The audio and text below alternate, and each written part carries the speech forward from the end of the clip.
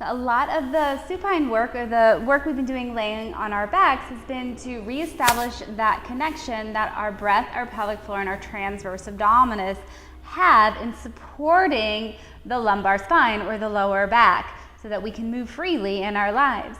This exercise we're going to do is focusing on the rectus abdominis. That's the six-pack abs. That's the abdominal muscle that ends up separating on us through the linea alba if you have a diastasis recti or abdominal separation. Don't worry, this is absolutely diastasis friendly. We are not doing any flexion of the spine. No crunches involved in this video. You're going to come to lie on your back, knees bent, feet flat on the floor. And we're going to keep the feet flat on the floor for the first round. And we're going to reach the arms up towards the ceiling. Now, when you reach your arms up towards the ceiling, you're going to try and touch the ceiling. So you can see I'm going to lift my shoulders away from the floor. It appears my shoulders are lifting away from the floor.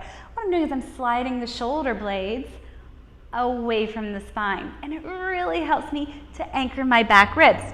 So that rectus abdominis muscle that goes from the pubic bone to the rib cage, right, is active here. It's helping to draw those front ribs down.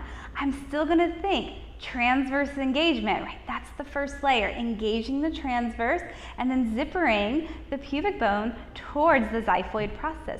From here, slowly as I can, I'm reaching my arms overhead. I'm going slow because it makes the arms much heavier.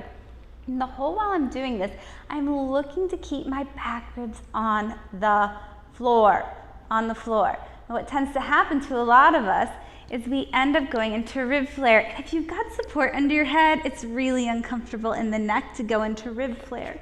If I take the block away for a moment, and I look to anchor here, right? If I go into rib flare, it doesn't bother my neck, but you can see how my back is arching because I think I need to get my arms all the way overhead.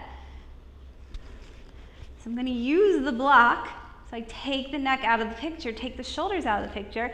I'm going to exhale, wrap the transverse zipper, pubic bone to xiphoid process, slide the shoulder blades off the back, and then reach the arms. I'm going to go about halfway. And going about halfway really is forcing my rectus abdominis and my transverse abdominis muscles to engage here. And I'm going to slowly bring the arms back up and release that. Right? When you've got that down, you feel like you've got a fair amount of control, you can take the block away, you can lower the head, or you can add on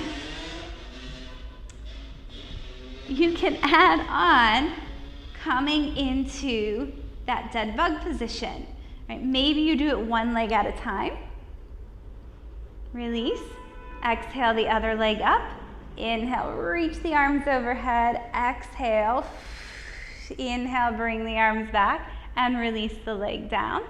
Or maybe you grab your Pilates ball or you grab your resistance band and you squeeze or push out into the ball resistance band and keep the legs up while taking the arms. Right? It's just adding a little bit more load onto this work, but don't start in the hardest thing, right? Start with the simplest.